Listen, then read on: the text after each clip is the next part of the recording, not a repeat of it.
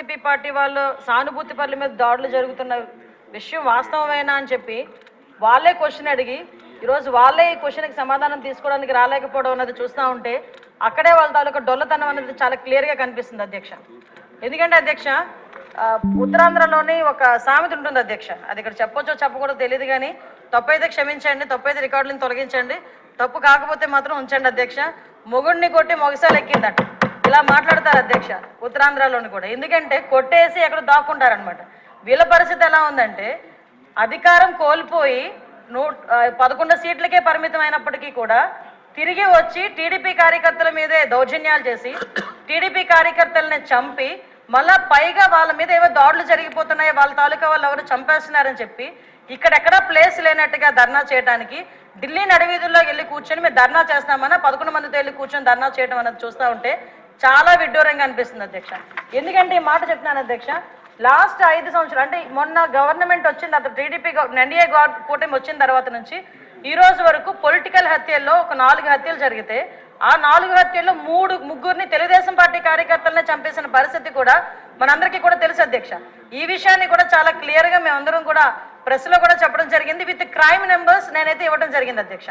ఇవన్నీ పక్కన పెడితే ఇప్పటికీ కూడా చాలా మంది తెలుగుదేశం పార్టీ కార్యకర్తల మీద వైఎస్ఆర్సీపీ నాయకులు సోషల్ మీడియాలో దాడి చేస్తున్నారు, వ్యక్తిగతంగా దాడులు చేస్తున్నారు, వాళ్ళ ఆస్తుల మీద దాడులు చేస్తున్నారు. అంటే ఇప్పటికీ కూడా అంటే ఎందుకు చెప్తున్నానంటే వాళ్ళు తిరిగి మేము చేస్తున్నామని చెప్పి టీడీపీ వాళ్ళు చేస్తున్నారు, జనసేన వాళ్ళు చేస్తున్నారు, బీజేపీ వాళ్ళు చేస్తున్నారని చెప్పి ఢిల్లీ నడివీధుల్లో కూర్చొని 36 మంది పొలిటికల్ హత్యలు జరిగినాయని ఎంత సిగ్గు లేకుండా మాట్లాడుతున్నారో ఒకసారి మనం కూడా ఆలోచించుకోవాలి అధ్యక్ష. ఇది రాష్ట్ర ప్రతిష్టకు సంబంధించిన విషయం అధ్యక్ష. ఈరోజు 45 రోజుల్లోని ఒక ప్రతిపక్ష హోదా కూడా లేని ఒక ఎమ్మెల్యే, ఒక ప్రతిపక్ష సంబంధించిన ఎమ్మెల్యే ఢిల్లీ దగ్గరికి వెళ్ళి 36 హత్యలు రాజకీయ హత్యలు జరిగినాయి అంటే ఢిల్లీ మీడియా అడిగింది 36 మంది పేర్లు ఉన్నాయా అని అడిగితే కనీసం పేర్లు కూడా చెప్పడానికి ఇష్టపడక పేర్లు లేవు కాబట్టి చెప్పలేక పక్కకి వెళ్ళిపోయే పరిస్థితి. ఈరోజు మేము అడుగుతున్నాం, అరే 36 హత్యలు జరుగుతున్నాయని అడుగుతున్నావు, ఎక్కడికో వెళ్ళి మాట్లాడుతున్నావు, అసెంబ్లీ సమావేశాలు జరుగుతున్నాయి అక్కడికి వెళ్ళి ధర్నా చేసావు, ఈ రోజు ఇక్కడికి ఆల్రెడీ నువ్వు అమరావతి వచ్చావన్న సంగతి ఇక్కడ మా అందరికీ తెలుసు.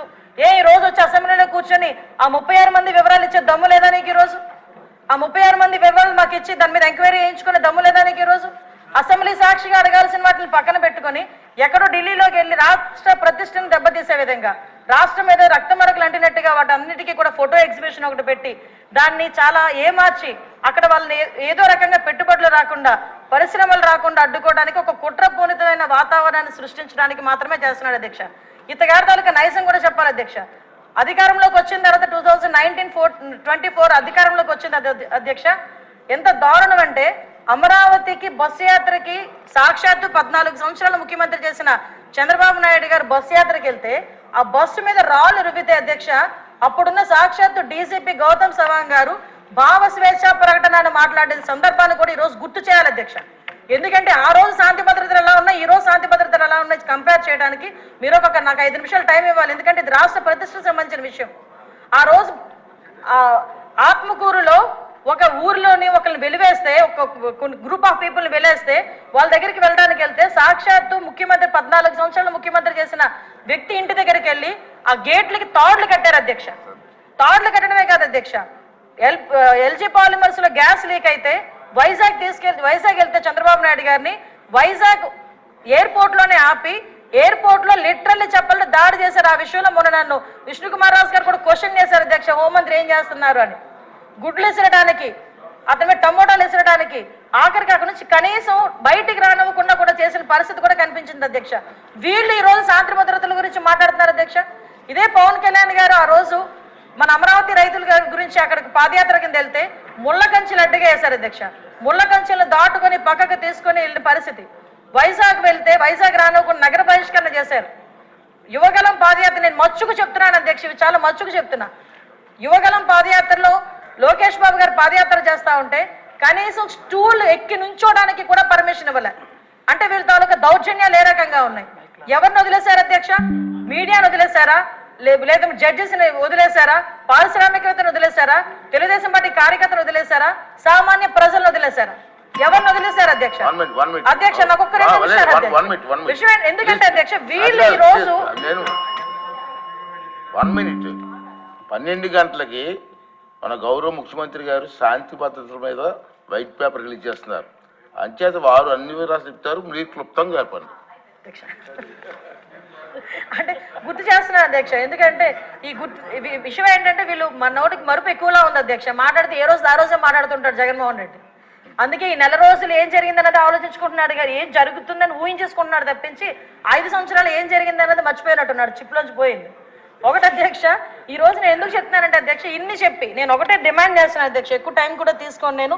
ఇటువంటి భయానక వాతావరణం సృష్టించే 5 సంవత్సరాలు ఇంట్లోంచి బయటికి రావడానికి కూడా భయపడి ప్రజల్ని భయభాంతులు చేసి వాళ్ళ భూముల్ని లాక్కొని ఓవరాల్గా చెప్పాలంటే నవ్వుని కూడా మర్చిపోయేటట్టుగా చేసే 5 సంవత్సరాలు.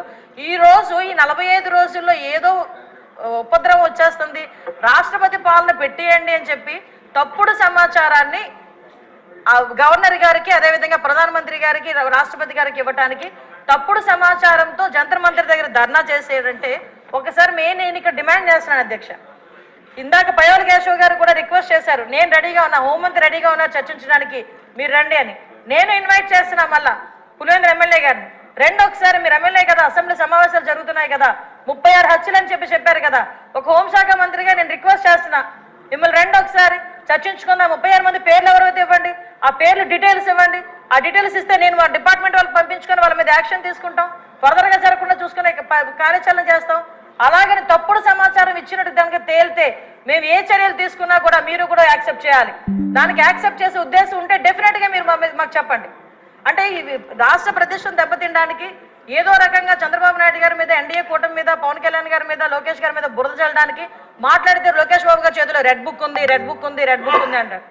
అరే రెడ్ బుక్ గురించి నీ కార్యకర్తలే పట్టించుకోవట్లేదు, నీకు మాత్రం నిద్ర రావట్లేనట్టుంది రెడ్ బుక్ గురించి ఆలోచించుకుంటా ఉంటే. విషయం ఏంటంటే ఆ రెడ్ బుక్ అనేది అవినీతి చేసిన వాళ్ళు, తప్పుడు పనులు చేసిన వాళ్ళ గురించి. వీళ్ళేదో భుజాలు తడుముకుంటున్నారు, నాకు అర్థం కావట్లే.